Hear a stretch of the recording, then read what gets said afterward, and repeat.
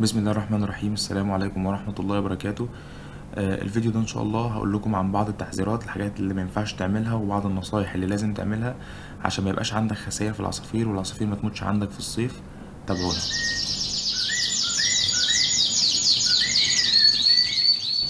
بالنسبة للصيف ولتربية العصافير بشكل عام، طبعا احنا دلوقتي على اعتاب الصيف. لازم يكون في بعض المعلومات عندك، يعني في الفيديو ده هقول لكم بعض الحاجات المهمة جدا، اتمنى تركزوا فيها واتمنى تتبعوها بالظبط، لان فعلا الصيف في عصافير كتير جدا جدا بتموت بسبب الحر، بتموت بسبب الحشرات، بتموت بسبب حاجات كتير. فتابعونا في الفيديو ده ان شاء الله هقول لكم الحاجات وحلولها ان شاء الله عشان يبقى يعني الصيف يعدي على خير عندك. اول حاجة بالنسبة للفاش، الفاش ده حشرة بتبدأ بتنتشر على ريش العصفور زي ما انتم شايفين كده. طبعا ده رسم، مجرد رسم ليها بس مش صورة حقيقية. بيخلي العصفور بيموت، بيتكاثر بسرعة رهيبة جدا.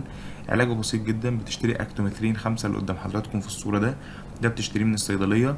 ممكن ما تلاقيهوش في كل الصيدليات بس دور عليه شوية هتلاقيه موجود.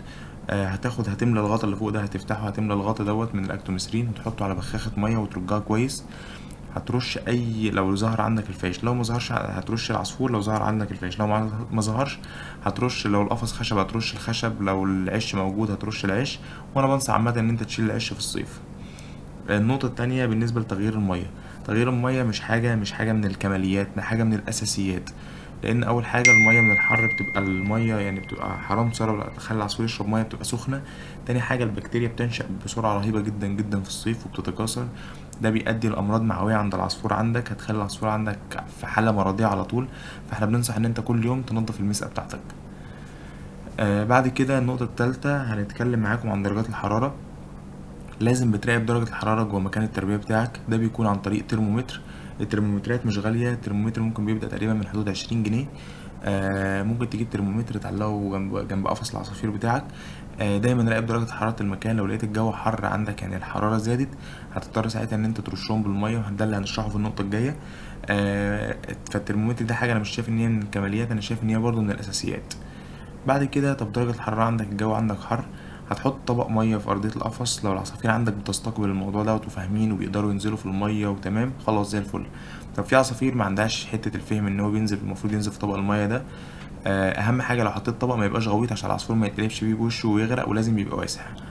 ممكن تستخدم بخاخة لو أسهل لك، استخدم بخاخة. طبعا المية تبقى فترة، ما تبقاش سخنة ولا تبقى باردة، واقعد غرق العصفور لحد ما جسمه يبقى كله متغرق مية، وابعد حاول ما تجيبش المية في عينيه. بعد كده النقطة يعني قبل الأخيرة بالنسبة لنا، بالنسبة لخلطة الحبوب بتاعتك امنع منها الدنيبة خالص، لأن الدنيبة أصلا هي بتخسس. يعني الدنيبة هي أقل سعرات حرارية فيهم أو أقل دهون فيهم، فهي بتخسس من الدقيقة في الشتاء عشان العصفور ما يزيدش. في الصيف امنعها خالص. بعد كده بالنسبة للنقطة الأخيرة اللي هتكلم مع حضراتكم عليها، النمل. خلوا بالكم جدا من النمل دلوقتي بينتشر بصورة رهيبة زي ما انتم شايفين. النمل موت أربع فروض استراليا هم. لازم تاخدوا بالكم من النمل. طب هتعمل ايه؟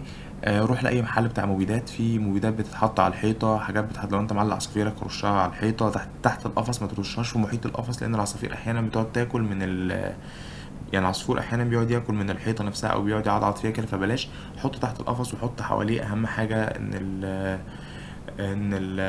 النمل ما يوصلش لعصافيرك. لو عندك اي استفسار بخصوص الصيف والتربيه في الصيف واي حاجه انا تحت امركم. لو مش مشتركين في القناه اتمنى تشتركوا وتشرفونا. هستنى تعليقاتكم واستفساراتكم واشوفكم في فيديو جديد ان شاء الله من محب عصافير الكوكتيل، والسلام عليكم ورحمه الله وبركاته.